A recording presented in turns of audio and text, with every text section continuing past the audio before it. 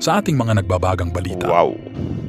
Philippine Army, formal lang napasakamay ang bagong bili ng mga tangke. Grabe. Halina't ating alamin.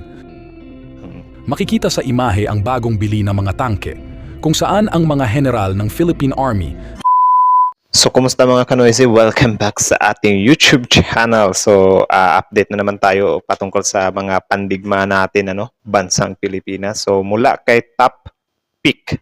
Meron ito pamagat na Pilipinas may bagong tangke, gawang Pilipino na unmanned vehicle at iba pa.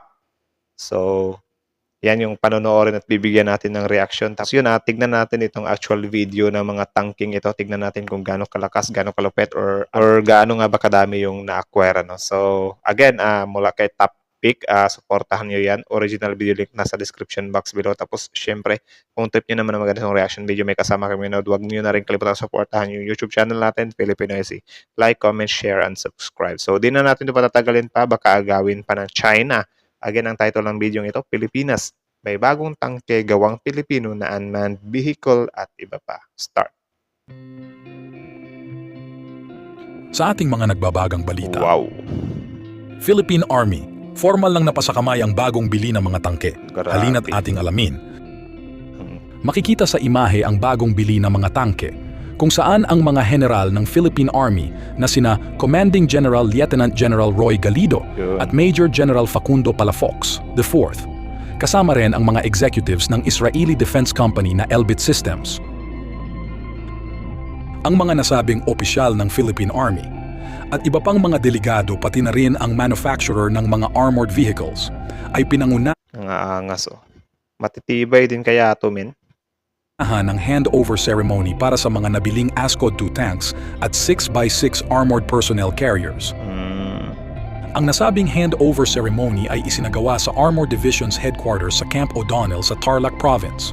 Okay, nakalimutan ko gawang Pinoy pala, So, matibay yan, men. Siyempre, alangan namang titipirin natin yung sarili nating defense or sarili nating bansa, di ba? Pero depende na rin. Sana nga walang mga kurapang nangyayari. Tara. Ipinakita dito ang 9 units na ASCOD 2 Sabra light Okay, tanks, 9. isang ASCOD 2 command post vehicle, at 5 VBTP MR 6x6 wheeled armored personnel carriers na mas kilala sa ngalan na Garani APC Wow. 6x6. Angas.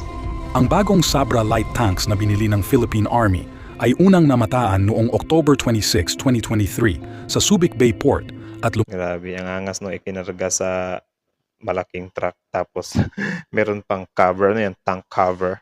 malabas na ito ay ang 9 units na ASCOD 2 Sabra light tanks na makikita sa ceremony. Una pa nga itong nakita na isa-isang ibinababa sa transport vessel at ikinakarga naman sa mga trucks. Grabe, At ang Guarani APC 6x6 wheeled armored personnel carriers naman ay una namang namataan nitong February 18, 2024 kung saan inilalapag ng isang transport truck sa pasilidad ng Philippine Army. Kasama sa nasabing handover ay ang pagbubukas ng bagong pasilidad na maintenance yard para sa Garani Armored Personnel Carrier. Garani pala to. Okay din, Nice din. Sa atin din ba yan? Isang bagong mess hall at bagong armor museum. Armor Museum. Ang mga ASCOD 2 light tanks na nabili ng bansang Pilipinas sa bilang na 18 units ay nagkakahalaga ng tumataginting na $172 million. Grabe, $172 million yung 18 units. So kung i-convert natin yan into Philippine money, yung 100 million ay nasa 5 million ba? 5 billion ba? Wait lang.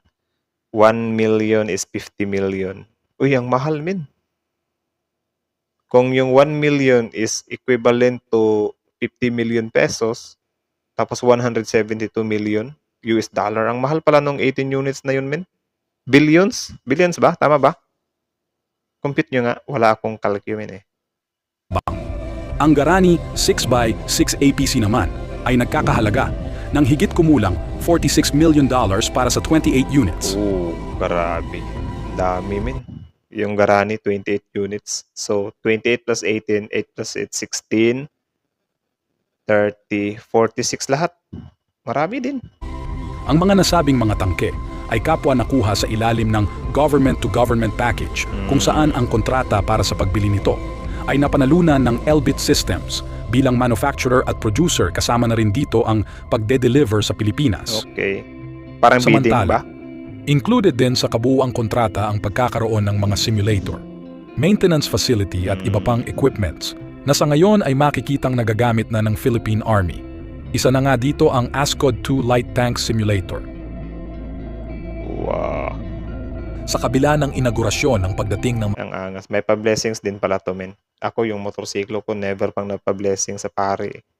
mga nasabing tangke, sinasabi rin na ang natitira pang mga delivery para sa mga natitira pang tangke na tulad ng ASCOD at Guarani ay makukupleto sa mga darating na mga buwan ng kasalukuyang taong 2024. Guarani. Mapunta naman tayo sa ibang balita. Kinumpirma ni Colonel Miko Logico na ang Spider Philippines Air Defense System, SPADS, at Ground-Based Air Defense System, GBADS, Grabe, meron ding air defense, ano. Tapos nandun din si PBBM. So, okay, yung air defense pala, may mga ano din para sila, no, parang sasakyan style. Ang sa mga hindi nakakaalam, ang gamit kasi nito parang kapag ka may paparating na mga missile siguro, maka-counter, 'di ba? Or yun nga siguro yung mga lumilipad. Pwede siyang gawing pang-counter. Yun lang talaga yung trabaho niya, no, air defense, defending sa lahat ng mga kalaban sa hangin. ng Philippine Air Force ay makakasali sa Balikatan 2024 exercise ayon sa Max Defense Philippines. Anya ang nasabing pagsasanay ay di pa masabi kung kasama dito ang missile firing ng Spider Air Defense System at maging ang lokasyon ng pagsasanay ay wala pang detalye kung saan ito gagawin. Tama. Mahirap yun. Hindi natin Maaalala makita. na ang Philippine Air Force ay may 3 batteries na Philippine variant na Spider Air Defense System na kung tawagin ay SPADS at kung titingnan para itong pinagsamang Spider MR at ang bagong variant Pinatagay yung air defense eh. na Spider AIO. Boom. Nice din yan, no? Maliit pero Ang nasabing Air Defense Systems ay kapwa nabili sa manufacturer nitong Rafael Advanced Defense Systems ng bansang Israel sa tulong ng government-to-government na agreement. Sa ngayon, dadalawa pa lang na batteries ng Spider ang nakararating sa bansa at ito ay dumating ng September 24 hanggang 29 ng 2024 ano ba ang pinagkaiba sa ano guys, air defense at saka yung sa Iron Dome ng Israel? at ang Sarap magkaroon ng ganun, di ba? natitira pang isang batteries ay inaasahang makararating ng May 2024. Lupit. Ang nasabing kontrata para sa pagbili ng air defense system ay nagkakahalaga ng tumataginting na 6.8 billion pesos, Uy. kung saan kasama rin sa package ang kauna-unahang missile simulator facility na inaasahan namang magiging operational na sa April 26, 2024. Yun. Dumako naman April 26, 2024. Hintayin natin yun guys. Kasi syempre, need din nating makita yan, ano, para naman ma-at-ease tayo ng konti ba na, okay, meron na pala tayo mga ganito. tayo sa isa pang balita. Prototype ng unmanned ground vehicles na sinasabing ginawa ng Pateros-based Filipino tech company Calrigger Industries ay makikitang kasama sa Combined Arms Training Exercise Katihan 2024, CATEX Katihan 2024. Ang mga nasabing unmanned prototype ay ang mga sumusunod: ang 3C CMR-PA SROG 1000 Grabe yung UGV Class unmanned, 3 at ang CSFMT SROG 500 UGV Class 2. Anong gamit Ang niyan? dalawang unmanned ground vehicles na ito ay kapwa may pagkakaiba ang gamit. Ang mas maliit na SROG 500 ay karaniwang ginagamit ng support troops at rescuers bilang isang water filtration system. Parang ano siya, halimbawa, may mga lugar na ganun. Siya yung gagamitin siguro like para maiwasan yung mga mines or yung mga snipers or mga ambush ba? Tama ba? Isang solar-powered portable generator. Meron din itong sound systems para makatulong sa rescuers. At dahil nga sa kaliitan nito, ay pupwede itong Ulit. Meron siyang water air filter. Meron siyang water air filter. water filtration system. So pwede dito halimbawa sa mga tubig na mga nasa ano ba? Halimbawa yung mga tubig sa mga sapa, pwede mong i-filtrate dito para mainom mo. Tama ba 'yun, guys? Okay. Isang solar-powered portable generator. Oo. Meron din itong May solar din. sound systems para makatulong sa rescuers. Oo, At dahil nga sa may sound system din. Angas. kaliitan nito, ay pupwede itong makaraan sa makikitid na mga daanan. Ayun. Ang SROG 1000 naman na may kalakihan ay isa ring support platform na kayang makapagdala ng mga ammunition para sa mga sundalo, Bala. mga armas at iba pa. Mapapansin din ang Starlink satellite na nakakarga sa bandang likuran nito kung saan malaki ang gamit Signal. nito para mapanatili ang komunikasyon sa gitna ng mga operasyon.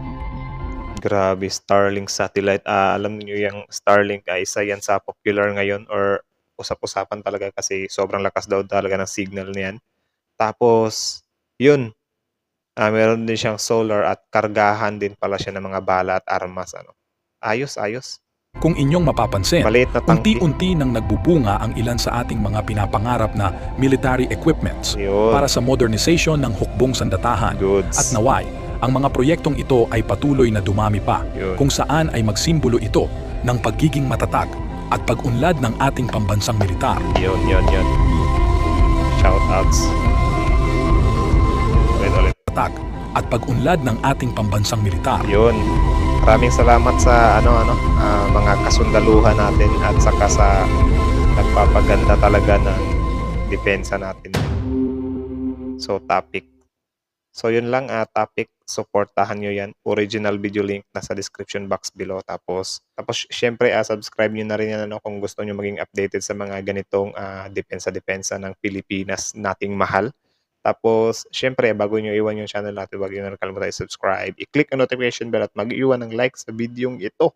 So, yun lang naman guys. Kita nyo naman siguro, no? Sobrang happy tayo dun kasi, yun nga, meron na tayong mga tangke. Though konti pa lang, at least meron na, di ba?